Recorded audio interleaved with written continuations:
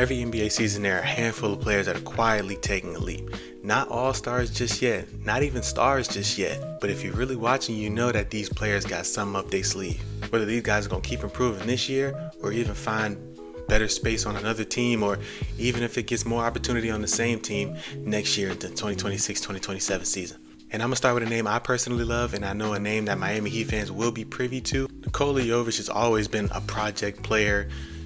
I've always liked him because he's 6'10", he can handle the ball, he has playmaking chops, he's a solid playmaker, can't really shoot the three ball too well, finishes his offense game isn't really too polished. His defense is a little bit more to be desired, but I always like the idea of what Nikola Jovic could be. This year he's averaging 9 points, 4 rebounds, and 3 assists on about 38% from the field, and I think 32 from 3, but as of his last 6 games, he's averaging 12 points, about 5 rebounds, and almost 5 assists. And I mean, even though his efficiency isn't quite there, he's showing the flashes of what I thought he could be. Like I said, at 6'10", his biggest trait is his versatility. He can handle the ball, he can pass the ball. Shooting, obviously, like I said, is much to be desired, but inside the paint, he can create mismatches. Like I said, at 6'10", and usually he's playing the 3 or the 4, especially if you can get a switch on him in the post, it's pretty much an easy bucket. Now, obviously, like I said, his biggest thing that he's going to need to work on is his three-point shot, but the way that this year is looking, and hopefully next year he can get a bigger role, I think Nikola Jovic is really going to be something in this league. Next, we got Maxime Reynal. Now, coming in the draft this year, I love Maxime Reynal.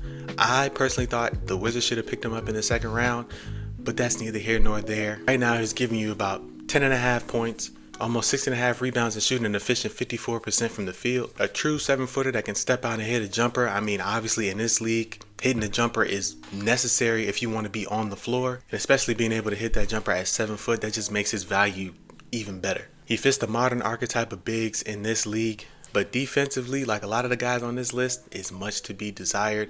He's got to get stronger. He's got to get quicker on his feet to be able to guard those more mobile bigs. Obviously, like I said, he's got to get stronger to be able to guard, the Joel Embiids, the Jalen Durants, but he's a rookie, so he has plenty of time to get these defensive chops in his arsenal. Third on the list, super underrated dude right here, Spencer Jones for the Denver Nuggets. He is the definition of a glue guy.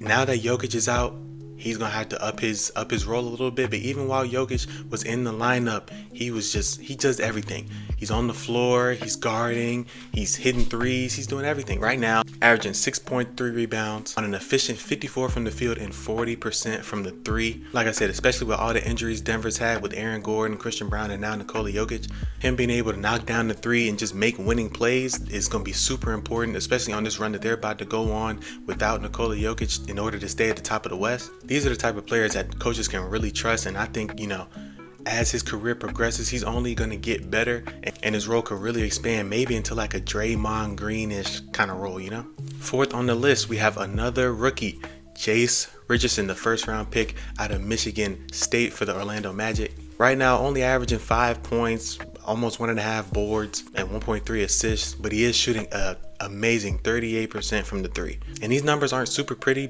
but if you watch these games, he flashes off the screen, I'm telling you.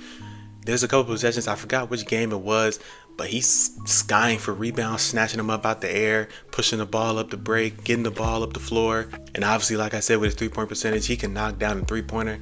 And on this guard-heavy team in Orlando, it's kind of hard for him to find good minutes. Right now, he's really playing because Jalen Suggs is hurt. Maybe they can find some value in his shooting in the playoffs this year or even next year if they want to move on from maybe Jalen Suggs or Anthony Black. I hope it's not Anthony Black, but one of the guards, hopefully Tyus Jones.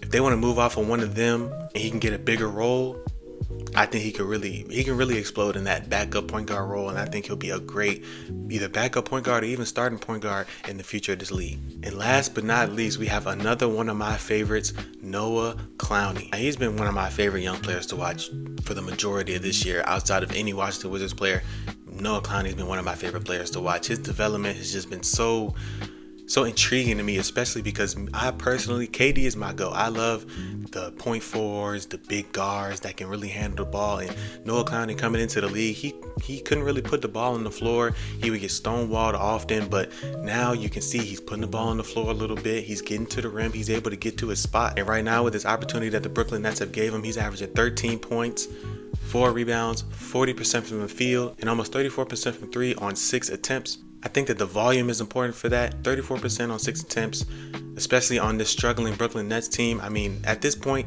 he just needs reps. He's a young player, obviously going to get better. The more he shoots, the more reps he gets, I think the better shooter that he'll be. He's continuing to make better decisions, quicker decisions. Like I said, starting to be confident putting the ball on the floor, starting to be confident playmaking a little bit. And on the other end of the floor, still needs a little bit of work, but he's super solid on defense. And I mean, the way that his trajectory is going right now, he could really be one of the legitimate two-way players in our league. What all 5 of these players have in common is their potential. They're not quite there yet, some closer than others. But if these players can get a different opportunity, a better opportunity, whether it's on another team, whether it's on the same team, but you know, they make some moves and now they're 6th or 7th man for some of these guys, I think in maybe about 2 to 3 years, these guys could really be at the very least solid starters on playoff teams. Let me know which one of these guys you believe in the most and who you think is maybe more underrated than these guys. I tried to pick guys that weren't too much on the radar, like that are typically underrated, like how people were saying that Tyrese Halliburton's underrated. Like, he's not really underrated. He's getting proper love. I've tried to show proper love to guys that not a lot of people are paying attention to. Appreciate y'all tuning in. It's been Corey from Between 94, and I'm out.